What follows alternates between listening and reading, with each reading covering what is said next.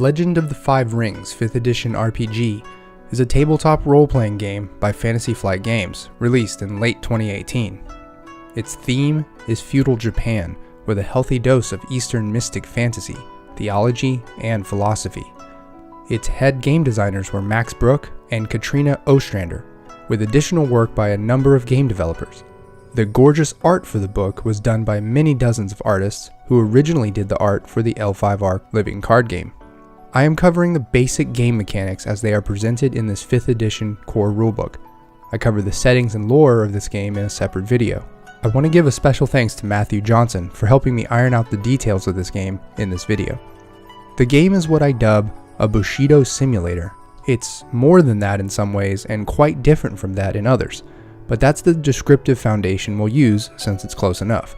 From the inception of the game a quarter century ago, its creators used a list of 20 questions to create a character. I'll use that as a roadmap for much of this video in order to explain the mechanics. Let's make your character. Let's look at your character sheet for a second. Your core stats are represented by 5 universal elements, or rings. This is where the name of the game comes from: earth, air, water, fire, and void. At the start, you get 1 rank for each ring. Question 1. What clan does your character belong to? L5R has 7 great clans and many minor clans.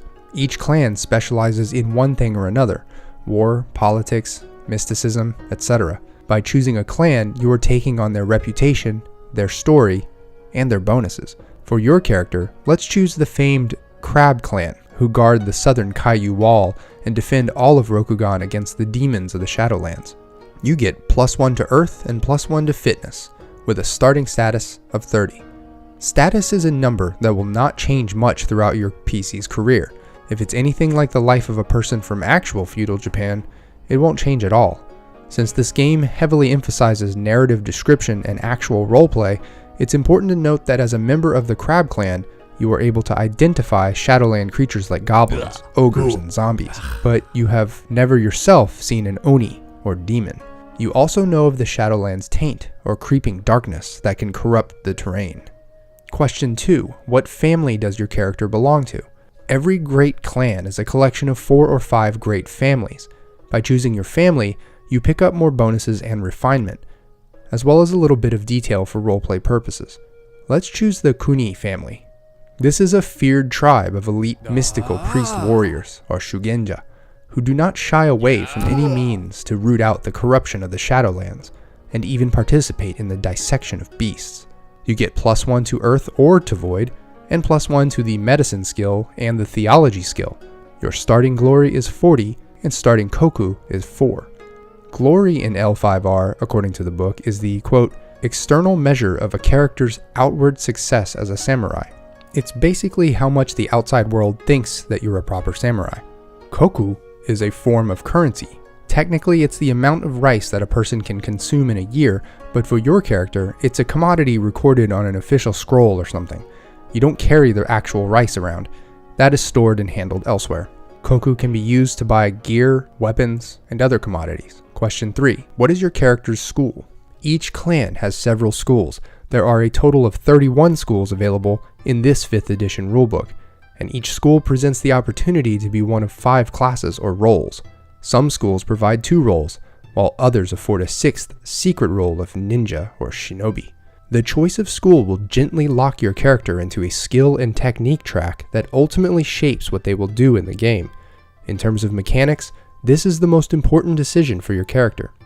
Of the 5 Crab Clan schools, let's choose Kuni Purifier School for you. This school follows the theme of your Kuni family, which is wholesale dedication to the eradication of the Shadowland forces. The Kuni Purifier School affords you +1 to your Earth and your Fire rings. You also choose 3 skills from a list of 6. We shall choose Martial Arts Melee, Medicine, and Skullduggery, so +1 to each of those. You also get 35 Honor. Honor is the 3rd of the 3 social attributes, along with Glory and Status. Honor is like your Bushido juice. It is the objective essence of how closely you are adhering to the way of the warrior. Just as in history, it's impossible for a samurai to max out their honor while still following all the laws of the land, serve one's lord, and keep everyone happy. But that's the fun part.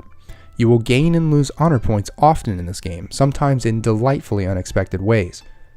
The Kuni Purifier School opens up the technique types of invocation, which are like mystical spells, kata, which are fighting moves, and rituals, which are ceremonial buffs that are done during downtime. You get to choose one actual technique from each of these categories, so we'll choose striking as fire for the kata, armor of earth for the invocation, and commune with the spirits for the ritual.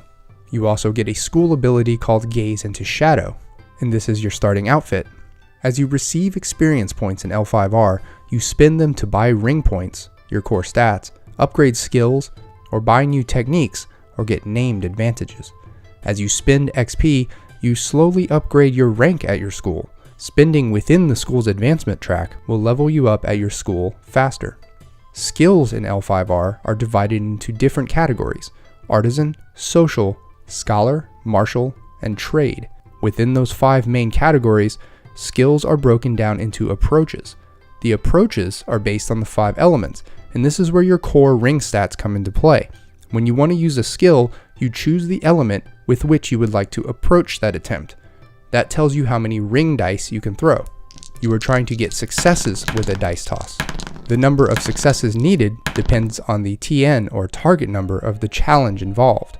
Again, you can spend XP to increase a ring number so that you can throw more dice for any check that involves that ring. However, you could also spend XP to level up the skill itself.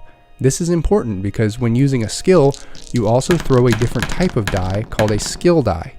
So when a relevant skill level is at 3, you get to throw 3 skill dice to check for successes. The game asks you to use special dice, as you've seen. If you break down and buy a pack, you get 5 black D6 ring dice and 5 white D12 skill dice. Each face is either blank, a success, an exploding success, which means you roll again, a strife, an opportunity, or some combination of the two. This does seem overwhelming at first, but as you might expect, you get used to reading the dice very quickly once you play around with them. The game uses a keep dice system, where you throw as many dice as your ring stat and skill level and bonuses afford you, but you reject any dice results you don't want to use for the turn. You can even throw out successes and incur a failure. The one thing you're trying to avoid with a dice throw, besides not getting enough successes, is strife points. If you accumulate enough strife points, you end up in a state called compromised. For every scene that your character is compromised in, you unmask, or basically show an outburst of emotion, or break in Bushido etiquette, poise, or decorum. These unmaskings can cost you honor and even status if it gets out of control, though the game does not have a hard number system for how that happens. It's up to the GM. Opportunity is one of the 3 symbols that you can pick up from a dice roll. These are not exactly successes, but they are a good thing. For each opportunity that you keep on a roll, you are given a variety of ways to narratively insert a situational advantage to the moment. It may be as simple as adding an adverb to your action description, or adding substantive narrative details that you as a player contribute to the story. The book contains a useful table of default opportunity examples based on which element is in play in a particular dice throw. Once players are seasoned enough, they can create their own unique opportunity descriptions. Question 4. How does your character stand out within their school? Just like in most any RPG, your character is special. You stand out in your school in one way or another. The book has 5 different ways you might stand out, each based on an elemental ring. Let's choose self-awareness, insight, or mysticism, which gives us +1 to our void stat. Question 5. Who is your lord, and what is your character's duty to them? Cool question. This asks you, the player, something that occupies any self-respecting samurai's mind at most any given time. Your Bushido existence is predicated on service. Sure, you serve the Emerald Throne in the land of Rokugan, and you serve your clan champion next, but from day to day, you are in service to your immediate lord. That person may in fact be the emperor or someone high up, or it may be the local daimyo, or even someone lower, like a chief magistrate. A lord might be a head priest for monks, or a former lord for a lonely wandering ronin. But this question goes to the heart of your character's motivation. Let's say for your character here, your lord is named Ono Genji, and he's the ruling local daimyo and respected high-ranking member of your family, who for over a year now has been sending small groups of elite warriors south of the wall to collect ogre heads for mystical research, against the orders of his own lord. What could go wrong? Question 6. What does your character long for, and how might this impede their duty? This is asking for your character's Ninjou, or core personal desire. This is part of the duality that makes characters in L5R so interesting. They are meant to have conflict between their Ninjou and their Giri, or official core duty. The Ninjou that you create here should not align or parallel with your duty. That would short-circuit any internal conflict, and thus be boring. Let's say for your character, you want to assume the position of your Lord Ono Genji, since you feel more qualified than him to lead the retinue and bring glory to the Kuni family. That's nice and Ninjou-like. 7. What is your character's relationship with the clan? She believes in the precepts of the clan and its values. +5 glory. 8. What does your character think of Bushido? She holds an orthodox interpretation. +10 honor. 9. What is your character's greatest accomplishment so far? This ties into distinctions, of which there are 34 to choose from in the book. Let's choose famously lucky for your character, which confers the following benefits. You have a reputation for good luck, and the following mechanic. For the sake of how you earned this distinction, let's say that your character once fell from atop the Kaiyu wall in a freak accident, but survived unscathed. Some call you Tengoku no Neko, or Heaven's Cat. 10. What holds your character back the most in life? This is where you choose an adversity. There are 43 to choose from in this book. Let's choose Shadowland's Taint. This is a brutal disadvantage that greatly diminishes your ability to feel sensations, and when you die, you rise as a ghoul. There is a further mechanical consideration of note. For the sake of backstory, let's say your character has collected one too many ogre heads for her lord. A glancing bite by a Shadowlands creature years ago caused your character this corporeal corruption. 11. What activity most makes your character feel at peace? Here, you choose a passion, which is also a type of advantage. Let's say that she likes to stare north out towards the landscape of Rokugan from atop the 100-foot tall Kaiyu wall. The GM would then translate this into a mechanical advantage involving a couple of different checks at their discretion. 12. What concern, fear, or foible troubles your character the most? This is where you choose an anxiety. For your character, let's say that she's quite concerned about her tainted blood and worried that she will be possessed while still alive, or will die prematurely from it. The GM would choose a couple of checks which would suffer as a result of this anxiety. 13. Who has your character learned from the most during life?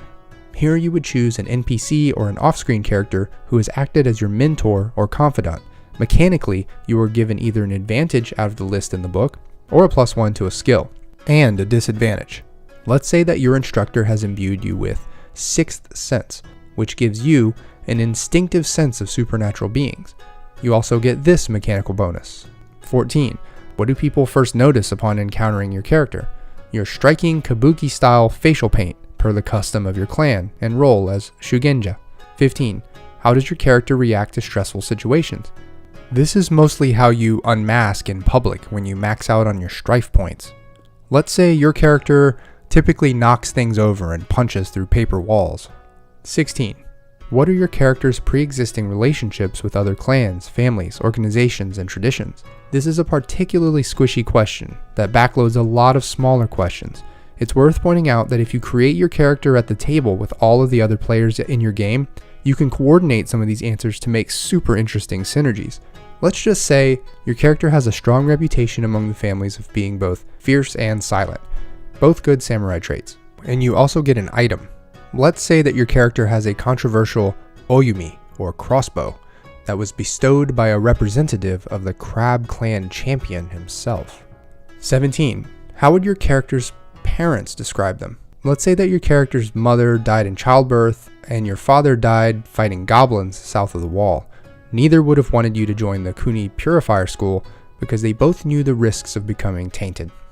You also pick up a skill point here. So let's go ahead and dump that skill point into martial arts, melee. 18. Who was your character named to honor? At your coming of age ceremony, you received a name different from your personal given name. This name is chosen to honor an ancestor, but is slightly changed to be distinct. Let's say that you were named after the great Nagano Takeko. And the variation that you've been given is Kuni no Takiko. You also roll on the Samurai Heritage table. This is one of the most fun tables in the whole book, so I won't spoil it all. But let's roll a d10 here. For an 8. Stolen knowledge.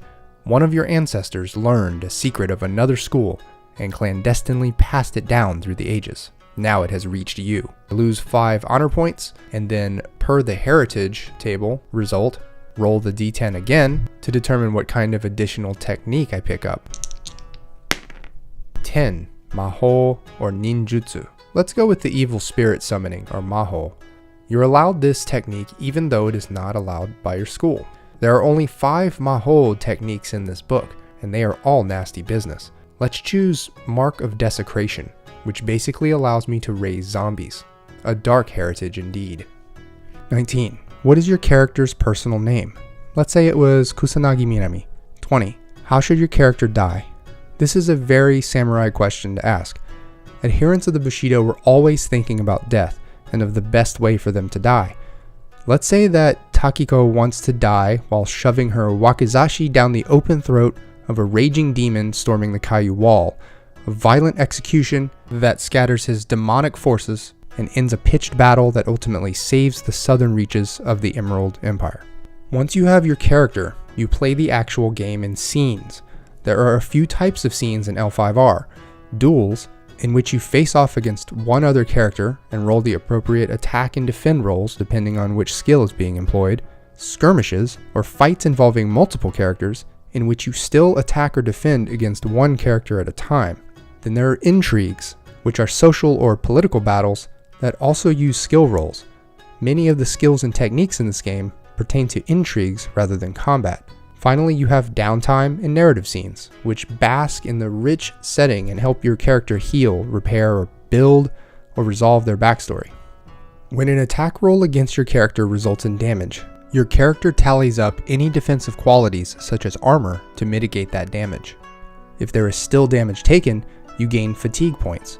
If you end up with more fatigue points than your endurance score, a next hit will result in a critical strike, which ranges in severity from 0 to 16. There are no hit points. You look up the severity of the critical strike on the table, and you add a condition to your character. At best, a close call with a severity of 0 to 2 will add the damaged condition to your armor, but beyond that, your character could easily pick up the condition of bleeding, maimed visage, nerve damage, damaged organ, fractured spine, lost fingers, lost memories, etc. Often these critical strikes leave permanent scars and disfigurements on your character. There are a total of 16 different conditions in this book, each with specific mechanics and checks on how to receive them. As with any massive RPG of this nature, there are a ton of smaller mechanics that can't be covered without making the video incredibly long. Void points, terrain rules, and a fair bit on NPC and monster stat blocks. There are also several whole categories of techniques we didn't touch on, and an involved method of determining initiative or turn order at the start of any conflict scene. There are even a few pages dedicated on how to conduct a massive battle in which each player gets to control a company of soldiers. A few minutes of reading the core book on each of these topics would suffice to illuminate you on their mechanics. The Legend of the Five Rings 5th edition is not for everyone.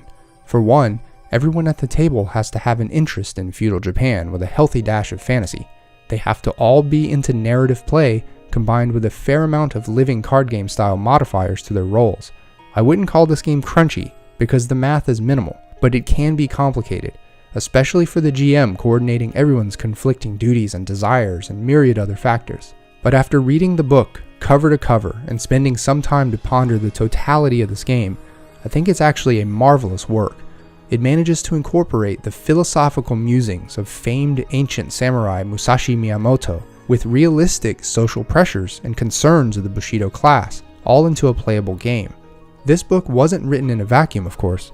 It's the culmination of almost 25 years of core revisions, dozens of supplements, and an unquantifiable amount of player feedback. The result is a unique role-playing game, a fantasy Bushido simulator that beckons you as a player and a GM to step into the fascinating world of one of the most famed warrior cultures in human history. Also, magic and monsters. Links for everything are below, If you're interested in learning more about the game, check out the Legend of the Five Rings role-playing game group on Facebook, where there are a lot of great people discussing the game and always willing to lend a helping hand. Thanks as always for watching. This is Dave signing off. See ya.